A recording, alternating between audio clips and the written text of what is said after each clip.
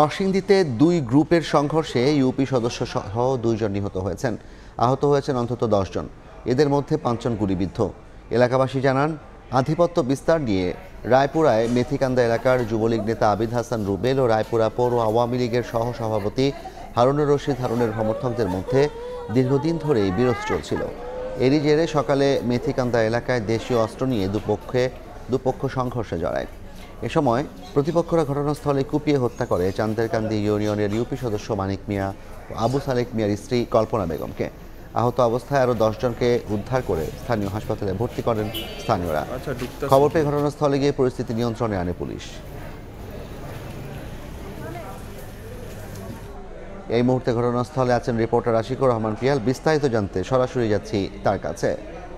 পিয়াল, নরসিংদী রায়পুরা উপজেলার যে চান্দেরকান্দি ইউনিয়নের নজরপুর যে গ্রামটি আছে, সেই গ্রামে আজ সকালে কিন্তু মর্মান্তিক একটি ঘটনা ঘটেছে, যে হামলা চালিয়ে প্রায় 2 জনকে কিন্তু গুলি করে এবং কুপিয়ে হত্যা করা হয়েছে।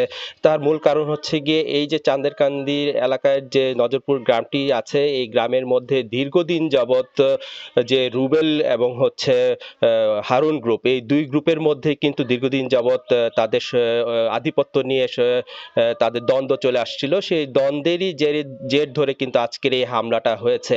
আমরা এখানে স্থানীয়দের সাথে কথা বলেছি এবং যে নিহত পরিবারের সাথে কথা বলেছি। তারা যে বিষয়টি জানিয়েছেন যে রুবেল গ্রুপের যে চাচা, সেই চাচাকে আজ থেকে 20 বছর আগে এই হারুন গ্রুপের তারা কিন্তু এরকম আধিপত্য বিস্তার নিয়ে দ্বন্দ্বের জেরেই কিন্তু তাকে হত্যা করা হয়। সেই হত্যার জেরেই কিন্তু তাদের মধ্যে কিন্তু এই দ্বন্দ্বগুলো চলে আসছিল এবং এই কিন্তু যে আজকে যে বিষয়টি হয়েছে, আজকে তাদের কোর্টে একটি হাজিরা ছিল এবং যে সাক্ষী ছিল, সেই সাক্ষীকে কেন্দ্র করে যে রায় হওয়ার কথা ছিল, সেটিকে কেন্দ্র করে এই রুবেল গ্রুপের লোকজন যেন কোর্টে না যেতে পারে, সেই কারণে কিন্তু সে ভোর থেকেই কিন্তু এই নজরপুর গ্রামে কিন্তু রুবেল গ্রুপের যে আত্মীয় স্বজন আছে তাদের বাড়িতে কিন্তু হারুন গ্রুপের লোকজন হামলা চালায়। সে হামলা চালিয়ে কিন্তু তারা এলাকায় কিন্তু গুলিবর্ষণ করে, দেশীয় অস্ত্র নিয়ে তারা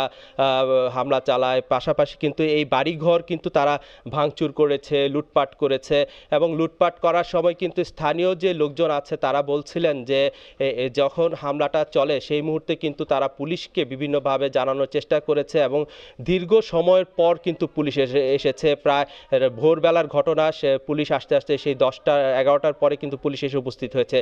তার আগেই কিন্তু এই ঘটনায় কিন্তু 2 জন মারা যায় এবং আহত হয় 10 জন এবং 5 জন কিন্তু ঢাকা মেডিকেলে গুলিবিদ্ধ অবস্থায় আছে। এখন পর্যন্ত এলাকায় থমথমে অবস্থা বিরাজ করছে। এই ছিল নরসিংদী রায়পুরা সংঘর্ষের সর্বশেষ খবর।